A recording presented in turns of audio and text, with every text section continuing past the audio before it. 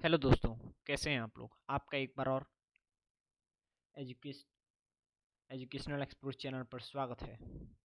आज हम एक और नया topic electric charge and field का देखने जा रहे हैं। वो है torque on electric dipole placed uniform electric field. ठीक है, तो हम ये अब एक नया टॉपिक स्टार्ट करने जा रहे हैं इलेक्ट्रिक चार्जेस एंड फील्ड का। तो इसमें हम क्या देखेंगे कि जैसे एक इलेक्ट्रिक डाइपोल है, तो इसको जब हमने प्लेस किया है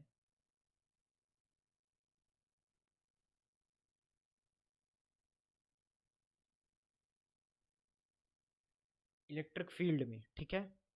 अब जैसे एक इलेक्ट्रिक फील्ड है तो इसमें प्लेस किया है इस इलेक्ट्रिक डाइपोल को, तो कितना चार्ज जैसे कितना टॉर्क लगेगा इस पर, इस इलेक्ट्रिक फील्ड के कारण। ठीक है, टॉर्क क्या होता है?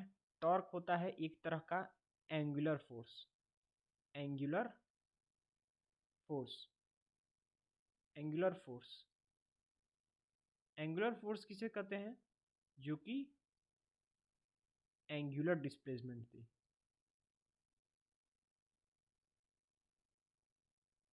ठीक है, टॉर्क क्या है? एक एंगुलर फोर्स है जो कि एंगुलर डिस्प्लेसमेंट देता है। जैसे कि इसका एनालॉजी कैसे लिए, तो इसका एनालॉजी ऐसे है कि एक लीनियर फोर्स हमें क्या देता है? एक लीनियर फोर्स हमें लीनियर डिस्प्लेसमेंट देता है।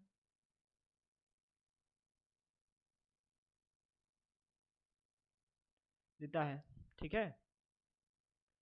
तो एंगुलर फोर्स क्या देता है हमें? एंगुलर डिस्प्लेसमेंट देता है। और एंगुलर फोर्स को ही हम क्या कहते हैं?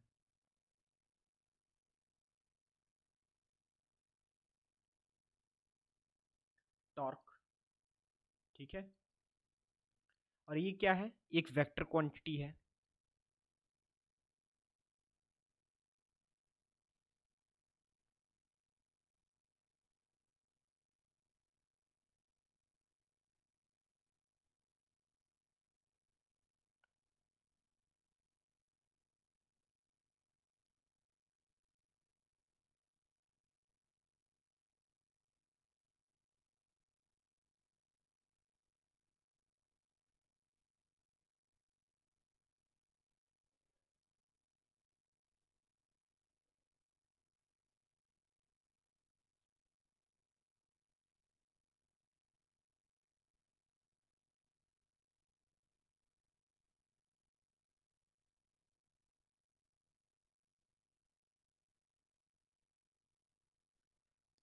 ठीक, तो क्या है? एक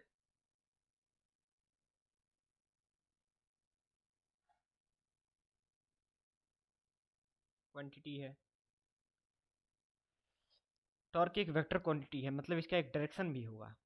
और ये एक एक्सियल वेक्टर है। एक्सियल वेक्टर है, ठीक है। एक्सियल वेक्टर क्वांटिटी है, एक एक्सियल वेक्टर का टाइप है।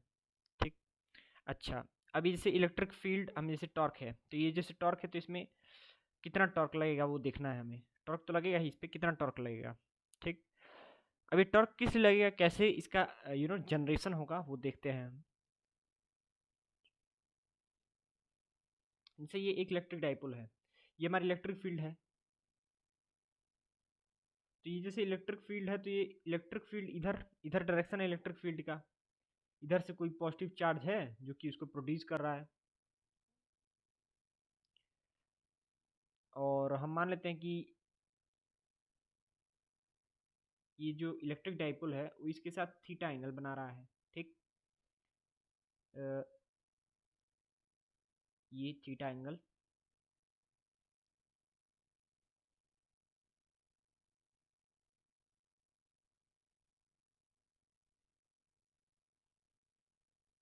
बना रहा है, ठीक है। और ये हम मान लेते हैं इसका सेंटर पॉइंट है। तो ये इससे डिस्टेंस जो हम मान लेते हैं वो एन एन मान लेते हैं, या एस एस मान लेते हैं।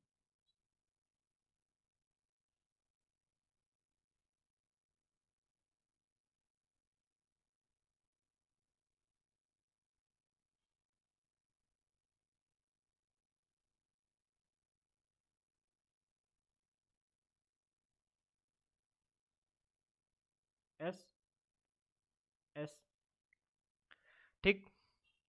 अब इस पे कुछ फोर्स भी लगेगा इलेक्ट्रिक फील्ड में, तो कितना फोर्स होता है? तो इलेक्ट्रिक फील्ड क्या होती है? इस पे क्या फोर्स लगेगा? क्यू ई फोर्स लगेगा इधर। और इधर इस पे क्यू ई फोर्स लगेगा इधर। क्यू ई फोर्स लगेगा इधर, ठीक। ये हम इसको ऐसे लिखेंगे क्योंकि हमें यहाँ पे मैग्नीट्यूड रखना है, ठीक है। मैग्नीट्यूड रखना है तो ये वेक्टर क्वांटिटी का है, तो फिर मैग्नीट्यूड का साइन दे दिया यहाँ पर, ठीक, मैग्नीट्यूड। अब इस पर क्यू ई फोर्स लगेगा। फोर्स क्यू क्यों लगेगा? क्योंकि जैसे ये चार्ज प्लेस्ड है तो हमारा इलेक्ट्रिक फील्ड का फॉर्मूला क्या होता है? इलेक्ट्रिक फील्ड का फॉर्मूला है force upon charge. That's why इस पर फोर्स कितना लगेगा?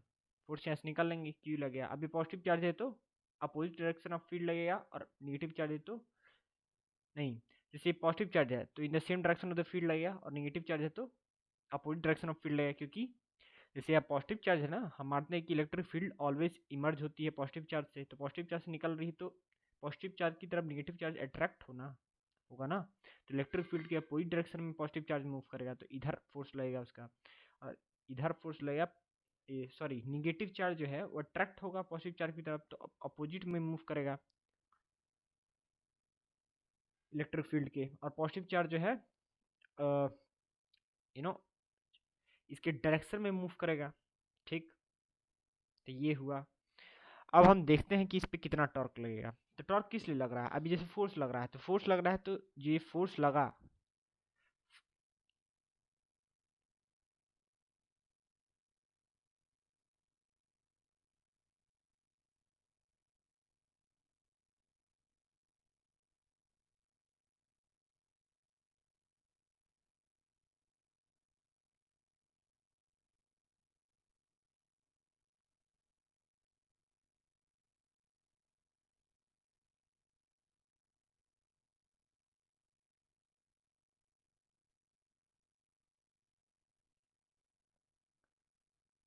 जैसे फोर्स लगेगा इस पर, तो ये फोर्स जो लग रहा है, force are not along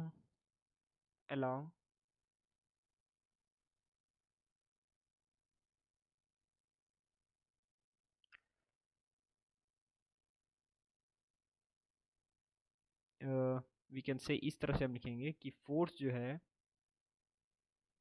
forces जो लग रहे हैं इस पर, forces have not the same line of action.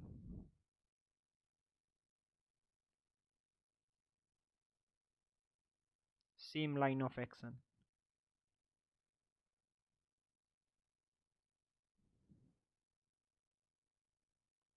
जो फोर्सेस है,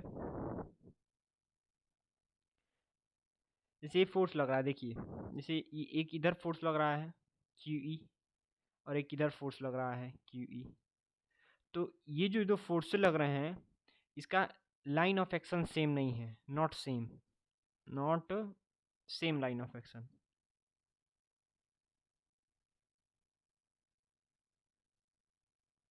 और जब इनका सेम लाइन ऑफ एक्शन नहीं है तो ये क्या प्रोड्यूस करेंगे? टॉर्क प्रोड्यूस करेंगे, इसी कारण टॉर्क प्रोड्यूस होगा, ठीक है। तो इस पर एक टॉर्क प्रोड्यूस होगा, और ये टॉर्क क्या करेगा? इसको इसके एक्सिस पर रोटेट करवाएगा,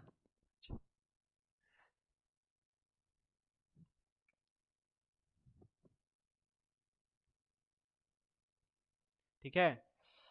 तो अभी जो फोर्स है, ये नेट फोर्स तो इस पे 0 है,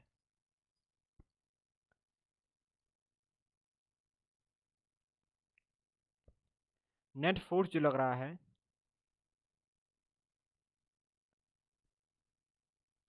नेट फोर्स जो लग रहा है इलेक्ट्रिक डाइपोल पे, वो तो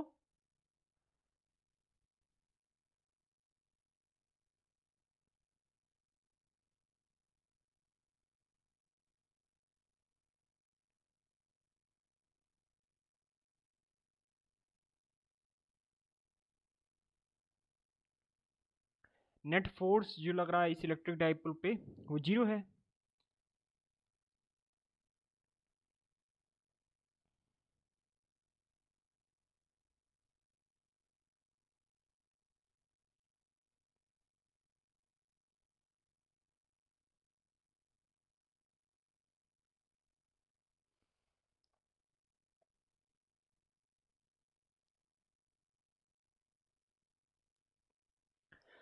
तो ये फोर्स लग रहा है इन इलेक्ट्रिक डाइपोल पे, नेट फोर्स तो 0 है, लेकिन वो जो फोर्सेस लग रहे हैं उनका लाइन ऑफ एक्शन सेम नहीं है, ठीक है। मतलब जो लग रहे हैं ये इस लाइन के लॉन्ग लग रहा है फोर्स, और ये इस लाइन के लॉन्ग लग रहा है फोर्स, तो इनका सेम लाइन ऑफ एक्शन नहीं है, और सेम लाइन ऑफ एक्शन नहीं है तो क्या होगा, टॉर्क प्रोड्यूस करेंगे ये। अब ये जो टॉर्क होगा वो कितना होगा वही हमको निकालना है। तो टॉर्क क्या होता है, टॉर्क होता है टाउ, इसको कहते हैं, इस तरह से नहीं लिखेंगे हम, ऐसे लिखेंगे, ऐसे करके लिखते हैं। तो टॉर्क जो होता है वो होता है फोर्स इनटू परपेंडिकुलर डिस्टेंस, ठीक है, फोर्स इनटू परपेंडिकुलर डिस्टेंस। अब ये मैंने खाली मैग्नीट्यूड की बात हो रही है इसलिए मैं यहाँ पर मैग्नीट्यूड ही लिख रहा हूँ, ठीक है। ये इनटू का मतलब यहाँ पर ये क्रॉस प्रोडक्ट नहीं है, यहाँ पर है मैग्नीट्यूड। या नहीं, ये जो है ये इनटू तो ठीक है, ये एक्चुअली में मैं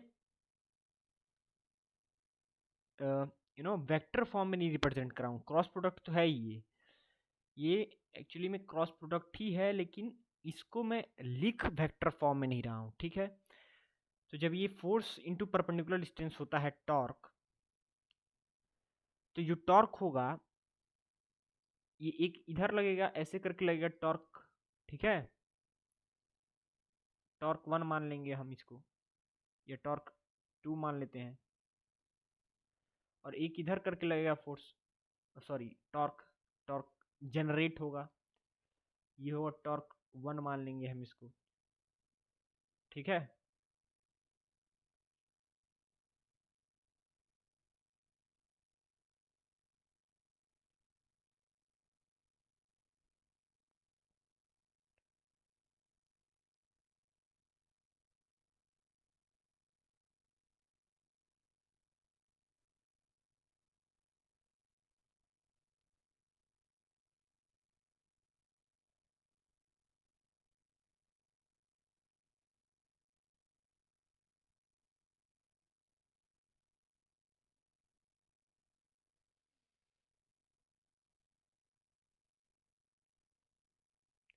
तो ये जो टॉर्क लगेगा वो फोर्स कितना है हमारा, अभी perpendicular distance from the what, perpendicular distance from the axis of rotation. तो ये परपेंडिकुलर डिस्टेंस कितना होगा, अगर हम निकालना चाहें तो कितना होगा, ये जो होगा एस साइन थीटा होगा, एस साइन थीटा होगा, ठीक। तो ये परपेंडिकुलर डिस्टेंस है इसका, ये परपेंडिकुलर इसका डिस्टेंस हो जाएगा, ठीक।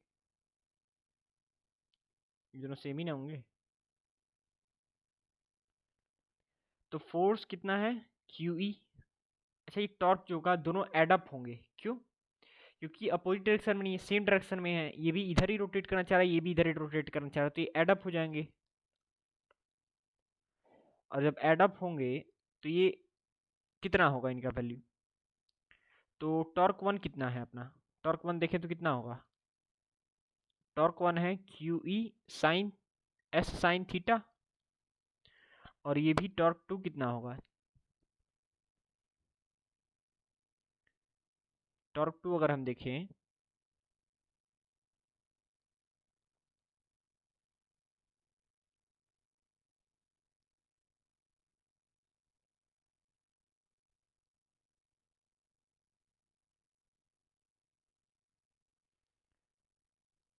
टॉर्क 2 अगर देखें,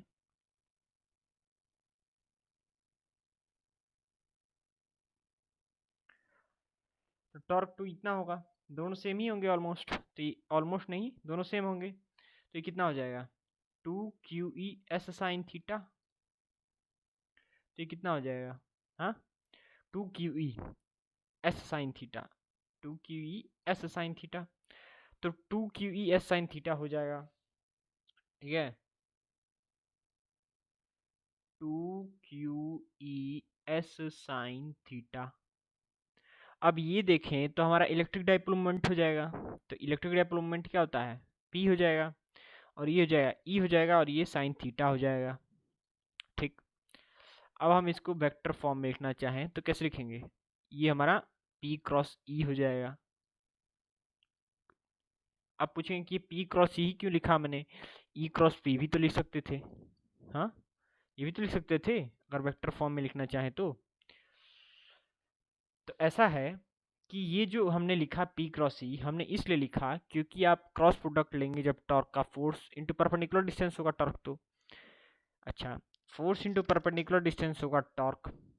अगर हम मान लीजिए कि ई क्रॉस पी लेते तो ई क्रॉस पी का जो ई क्रॉस पी से क्या होगा, ई इलेक्ट्रिक फील्ड की तरह इधर है और पी का डाइपोल मोमेंट की तरह इधर है। ठीक है, इधर डायरेक्शन है इसका। जब इधर डायरेक्शन है, इसका जब क्रॉस प्रोडक्ट लेंगे तो ई क्रॉस पी कैसे आएगा, ये भी तो देखना है। जब ई क्रॉस पी के जब डायरेक्शन लेंगे तो ये इधर ऐसे आ जाएगा समझ रहे हैं, जो कि ये टॉर्क हमें कैसे, टॉर्क ये कैसे रोटेट करेगा, इसको इस तरफ से रोटेट करेगा, ऐसे करके रोटेट करेगा, यू नो क्लॉकवाइज में रोटेट कर रहा है। और इसका अगर ई क्रॉस पी लेंगे तो जो डायरेक्शन आएगा टॉर्क का वो कैसा आएगा, एंटी क्लॉकवाइज आएगा। इससे पता चले कि एंटी क्लॉकवाइज रोटेट होने लगा ये, तो ऐसा तो हो नहीं सकता है। तो हमें तो क्लॉकवाइज चाहिए, तो पी क्रॉस ई जब लेंगे, पी क्रॉस ई जब लेंगे,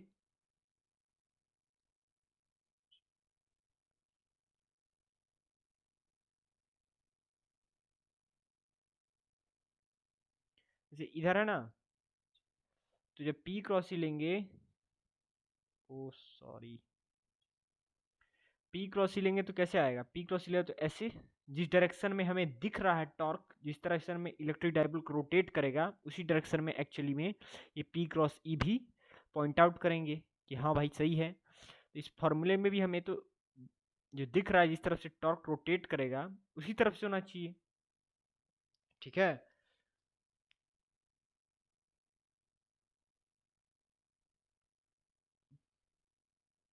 इसलिए हमने पी क्रॉस से लिखा। ठीक, अब इस पे फोर्स जब ऐसे लग रहा है तो आप देख सकते हैं कि किधर रोटेट करेगा, इधर ना रोटेट करेगा, ऐसे करके रोटेट करेगा। अब ऐसा तो है नहीं कि हम ई क्रॉस पे लिखें तो ऐसे तो थोड़ा ना रोटेट करने लगेगा, क्योंकि इधर ना फोर्स लग रहा है, इधर फोर्स लग रहा है, तो इसको जनरली है कि ये हमें किधर पता चल रहा है किधर रोटेट करेगा, इसको इधर रोटेट करना चाहिए। इसलिए हम पी क्रॉस ही लेंगे ताकि हमारा डायरेक्शन भी उसी में आए जिसमें कि वो टॉर्क रोटेट करेगा जो हमें दिख रहा है।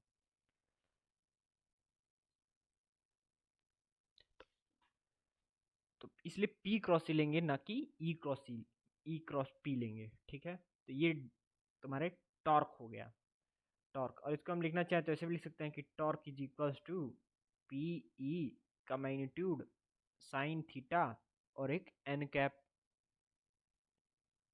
एन कैप क्या है, एक यूनिट वेक्टर है जो कि टॉर्क के डायरेक्शन में है। ठीक, और उसका मैग्नीट्यूड क्या है, 1 है। और ये एडअप क्यों हुआ, ये एडअप इसलिए हुआ कि दोनों ही सेम सेम रोटेशन को प्रोड्यूस कर रहे हैं। ये ऐसा तो है नहीं कि इस पे एक ऐसे है तो एक ऐसे ही फोर्स लग रहा है, इधर भी ऐसे ही फोर्स लग रहा है, ऐसे तो कोई फोर्स लग नहीं रहा है, तब ना ऐसे करके ऐसे होता। लेकिन ये तो ऐसे लग रहा है, इसलिए ये भी इधर कर रहा है, इधर भी कर रहा है, तो ये एडअप हो जाएंगे, ओवरऑल ऐड होंगे। आप खुद ही समझ सकते हैं, फिजिकल थिंग आपको दिख रहा है कि कैसे होगा ये, अपोजिट में है इसलिए। और अगर सेम साइड में होते तो ये एडअप नहीं होते, ये इनका सब्ट्रैक्शन होता है, ये घटता टॉर्क, बढ़ता नहीं। जो इसका एंगुलर डिस्प्लेसमेंट की एंगुलर वेलोसिटी है रोटेट करने की, ये बढ़ती घटती नहीं। लेकिन यहाँ पर ऐसा समझिए कि एंगुलर फोर्सेस एडअप हो रहे हैं, और एंगुलर फोर्सेस जब एडअप होंगे तो नेचुरल है कि एंगुलर डिस्प्लेसमेंट भी बढ़ेगा क्योंकि एंगुलर वेलोसिटी बढ़ जाएगी। ठीक, तो ये है टॉर्क का। अब इसमें एक और हमारा पॉइंट है कि कैसे, किस पोजीशन में ये इक्विलिब्रियम में रहे। इक्विलिब्रियम जैसे है ना, इक्विलिब्रियम, इक्विलिब्रियम मतलब कि यू नो बैलेंस्ड हो, कब बैलेंस्ड होगा इस पे टॉर्क। ठीक है ना, तो इक्विलिब्रियम पोजीशन में इलेक्ट्रिक डाइपोल कब रहेगा, मतलब इस पे जब सारी फोर्सेस जो है ना वो एकदम बैलेंस कर देंगी इसको, और ये रोट इक्विलिब्रियम में आ जाएगा, मतलब ये मूव नहीं करेगा। ठीक है, मूव नहीं करेगा, इक्विलिब्रियम मतलब ये है। तो इक्विलिब्रियम कब आएगा इसके अंदर, इक्विलिब्रियम कब आएगा, ये कब इस मतलब एकदम बैलेंस्ड हो जाएगा, जहाँ पर ये रोटेट करना छोड़ देगा अपना रोटेट, उस पर जो सारी फोर्सेस हैं वो बैलेंस्ड हो जाएंगी, तब इक्विलिब्रियम में आएगा। अब इसके इक्विलिब्रियम की कंडीशन देखते हैं कि कैसे इक्विलिब्रियम में आएगा। तो इसमें दो तरह की, stable equilibrium, non stable equilibrium, ये दोनों होगा। इक्विलिब्रियम में तो आएगा, लेकिन किस में रहना चाहेगा और किस में नहीं रहना चाहेगा। अनस्टेबल इक्विलिब्रियम भी होता है एक, दो तरह की इक्विलिब्रियम होता है, ठीक है। तो ये अब स्टेबल इक्विलिब्रियम में कब आएगा? स्टेबल इक्विलिब्रियम में तब आएगा जब डाइपोल मोमेंट की डायरेक्शन इलेक्ट्रिक फील्ड के डायरेक्शन में हो जाए तो, और डाइपोल मोमेंट की डायरेक्शन इलेक्ट्रिक फील्ड के डायरेक्शन में होगी तब, ठीक। और वो कब केस होगा? जब थीटा जो है वो क्या हो,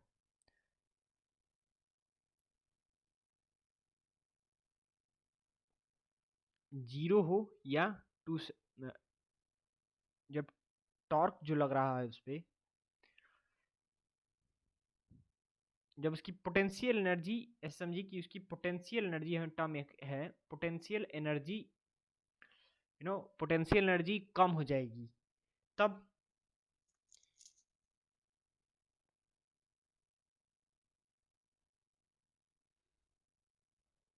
वो स्टेबल इक्विलिब्रियम में होगा, सबसे कम होगी इस समय स्टेबल इक्विलिब्रियम में होगा। पोटेंशियल एनर्जी जहाँ पर सबसे ज़्यादा होगी वहाँ पे वो सबसे अनस्टेबल इक्विलिब्रियम में होगा, ठीक, ऐसा समझिए। तो पोटेंशियल एनर्जी की टर्म्स में तो ये है, ये हम अगले लेक्चर्स में पढ़ेंगे। लेकिन इसमें पढ़ना है हमें कि इसमें हमें टॉर्क के रेस्पेक्ट में पढ़ना है कि हम कैसे हम बताएं कि टॉर्क इस पर कब मिनिमम होगा, मैक्सिमम होगा, उसके टर्म्स में हमें बताना है कि कब स्टेबल में होगा, अनस्टेबल में होगा। तो ये तो पोटेंशियल एनर्जी की टर्म में मैंने बताया कि कैसे कब अनस्टेबल में होगा और कब स्टेबल में होगा। लेकिन इस में पढ़ना है हमें कि टॉर्क के टर्म्स में हमें बताना है। तो ठीक है, तो हम टॉर्क के टर्म्स में देखते हैं कि अभी इसको कैसे करेंगे। तो सबसे पहले देखते हैं कि स्टेबल इक्विलिब्रियम कब आएगा। तो स्टेबल इक्विलिब्रियम या अनस्टेबल इक्विलिब्रियम, इक्विलिब्रियम की कंडीशन कब होगी? जब टॉर्क मिनिमम होगा इस पे, क्योंकि टॉर्क मिनिमम होगा तभी तो ये रोटेट करना बंद करेगा। तो टॉर्क की कंडीशन,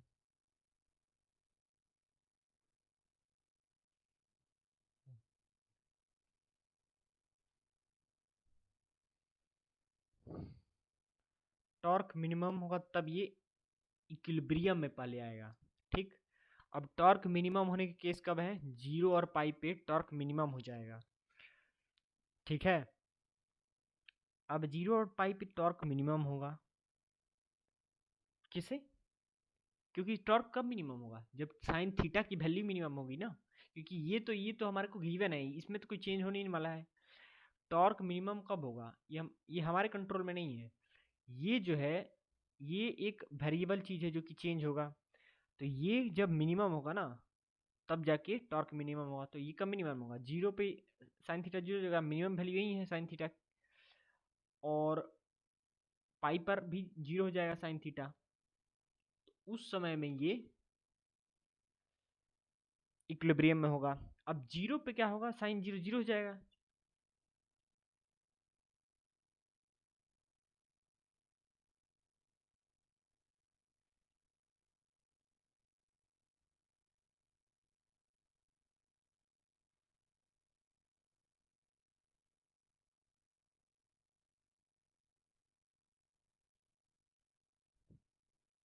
ठीक, जीरो पे साइन जीरो टॉर्क जीरो हो जाएगा। तो इस समय पे टॉर्क मिनिमम होगा, और इस समय पे जो ये इक्विलिब्रियम में, जिस इक्विलिब्रियम में होगा वो स्टेबल इक्विलिब्रियम होगा। और यहाँ पर क्या होगा?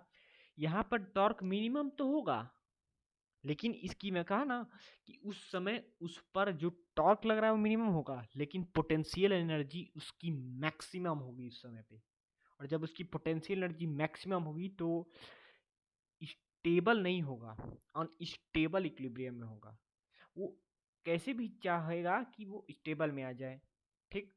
तो जब ऐसे रहेगा ना इलेक्ट्रिक डाइपोल, ऐसे करके, जहाँ पर डाइपोल मोमेंट की डायरेक्शन और इलेक्ट्रिक फील्ड की डायरेक्शन जब सेम में होगी, सेम डायरेक्शन में होगी, जब पॉजिटिव चार्ज और ये निगेटिव चार्ज,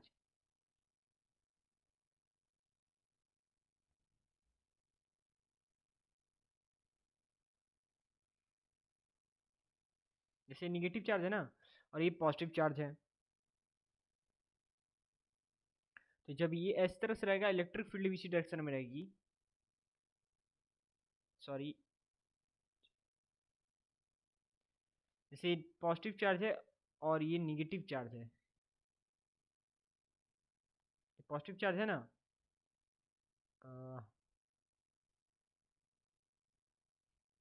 से पॉजिटिव चार्ज है और ये निगेटिव चार्ज है, और ये इलेक्ट्रिक फील्ड की डायरेक्शन इधर है। तो ये इस समय ये क्या रहेगा, स्टेबल इक्विलिब्रियम में रहेगा, स्टेबल इक्विलिब्रियम में रहेगा। और अगर मान लीजिए कि यही अपोजिट हो जाता है, यहाँ पर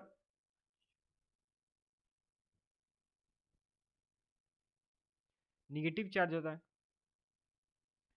और यहाँ पॉजिटिव चार्ज होता है, तो इस समय ये अनस्टेबल इक्विलिब्रियम में रहेगा। तो ये डाइपोल मोमेंट जब इलेक्ट्रिक फील्ड के डायरेक्शन में होगा तब जाके ये स्टेबल में होगा, और जब डाइपोल मोमेंट अपोजिट होगा इलेक्ट्रिक फील्ड की तो अनस्टेबल में होगा। क्यों अनस्टेबल में होगा?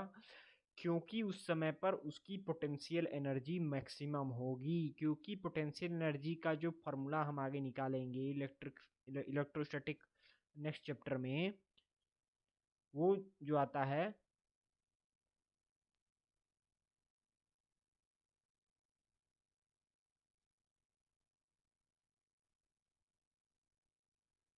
वो आता है P dot E dot product. और उस समय जब पाई रखोगे इसमें वैल्यू, तो पाई वैल्यू रखने पर माइनस पी डॉट ई, तो माइनस पी डॉट टी में जब पाई रखोगे वैल्यू,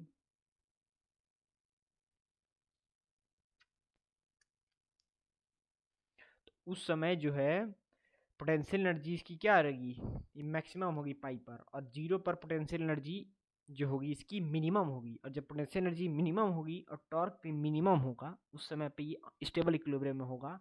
और जब पोटेंशियल एनर्जी मैक्सिमम होगी और टॉर्क जो होगा इस पर मिनिमम तो होगा लेकिन पोटेंशियल एनर्जी मैक्सिमम होगी, तब ये किसी इक्विलिब्रियम में होगा, अनस्टेबल इक्विलिब्रियम में होगा। समझे? तो ये था आज का हमारा टॉपिक, कंप्लीट हुआ कि टॉर्क तो मिनिमम होगा लेकिन पोटेंशियल एनर्जी पे डिपेंड करता है कि वो स्टेबल में होगा कि नहीं स्टेबल में होगा। ठीक,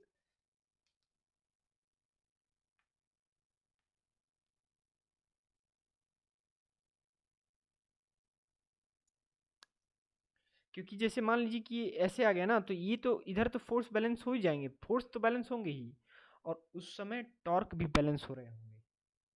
तो जब ये इक्विलिब्रियम के केस में क्या होगा, ये बोथ कंप्लीट इक्विलिब्रियम तो होगा ही इसका, जिसमें कि ये रोटेशन ट्रांसलेशनल भी होगा और रोटेशनल भी होगा, मतलब लीनियर भी इसका इक्विलिब्रियम मेंटेन रहेगा, फोर्स दोनों बैलेंस रहेंगे और टॉर्क भी इस पर बैलेंस रहेगा। तो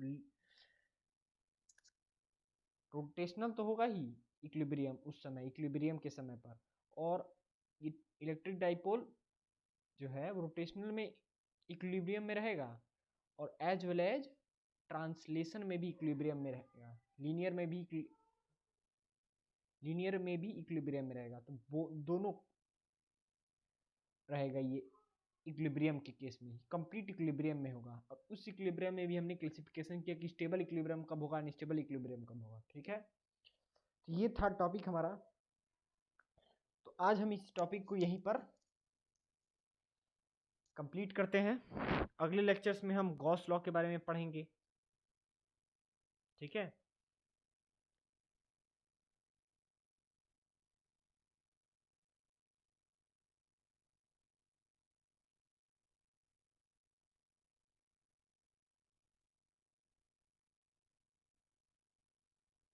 so that's all for today. हमारे चैनल को सब्सक्राइब जरूर करें, आपका सपोर्ट हमें बहुत ज़रूरी है।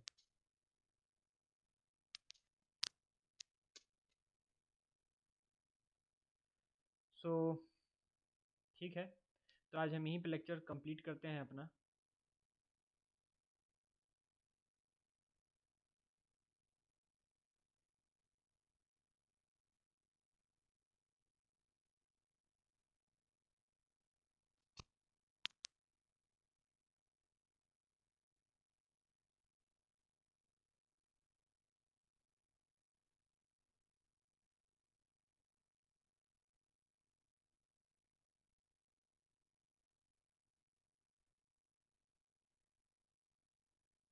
हम्म।